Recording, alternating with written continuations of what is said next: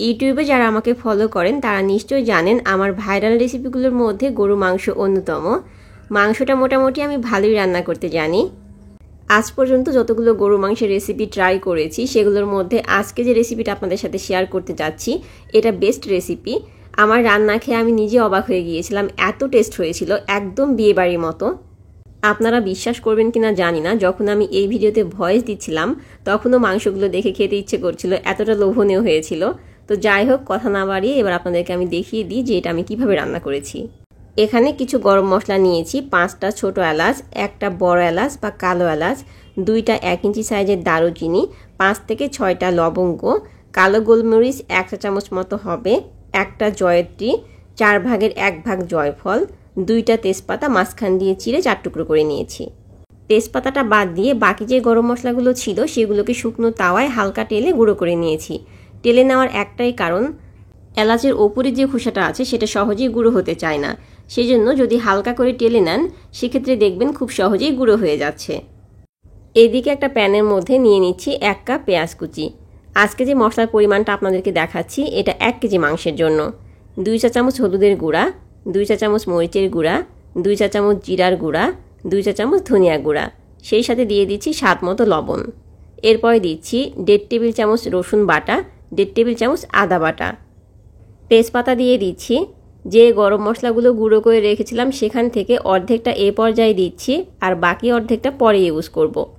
এখন দিয়ে দিচ্ছি সরিষার তেল 1/4 কাপ। আপনারা চাইলে এখানে সয়াবিন তেল ইউজ করতে পারেন, আমি সরিষার তেল দিয়ে রান্নাটা করব।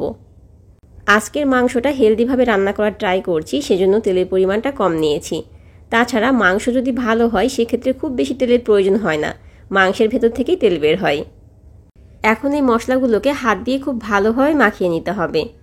এভাবে হাতে মাখিয়ে গরু মাংস রান্না করলে ঝামেলাটাও কম হয় এবং খেতে মজা হয়। আমি তো সবসময় এভাবেই গরু মাংস রান্না করে থাকি।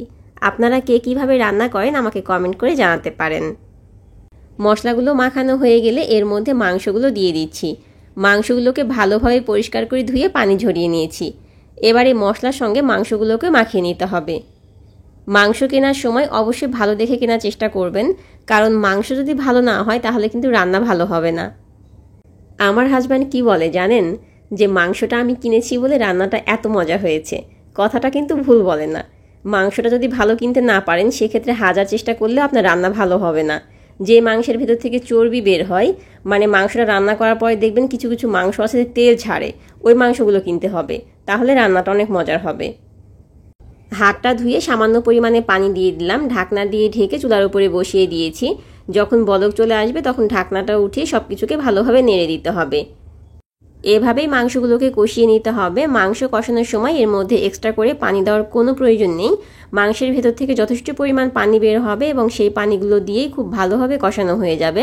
শুধুমাত্র আপনাদের কাজ হচ্ছে মাঝে মাঝে ঢাকনাটা উঠাবেন আর নেড়ে চেড়ে দিবেন, যেন নিচে লেগে না যায়। মাংসের ভিতর থেকে যে পানিগুলো বের হবে সেগুলো সম্পূর্ণ শুকিয়ে যাওয়া পর্যন্ত এগুলোকে কষিয়ে নেবেন।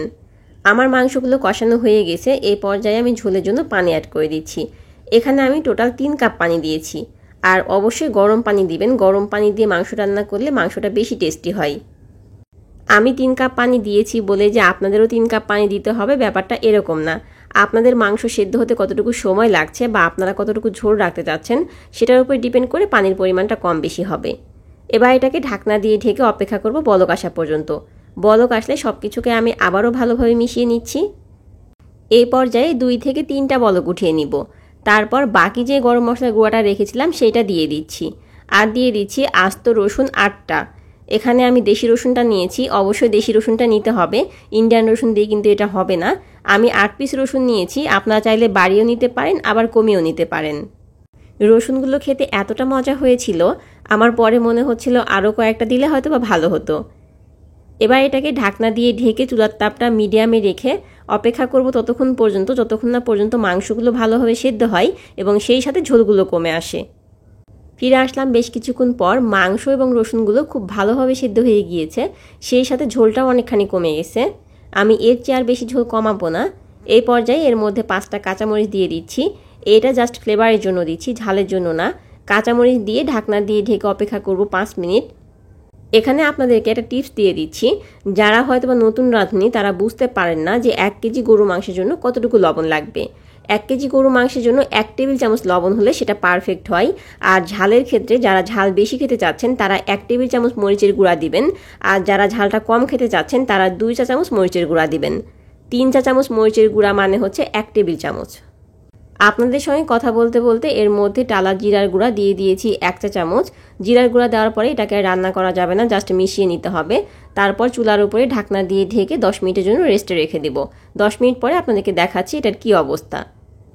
মাশাআল্লাহ, কালারটা কতটা পারফেক্ট এসেছে। আমি যেভাবে আপনাদেরকে রান্না করে দেখিয়েছি এবং যে টিপসগুলো বলেছি আপনারা যদি সব কিছু ফলো করে রান্না করেন, ইনশাআল্লাহ আপনাদের রান্নাটাও পারফেক্ট হবে। এইবারের ঈদে এই রান্নাটা অবশ্যই ট্রাই করবেন, আশা করি সবার মন জয় করতে পারবেন।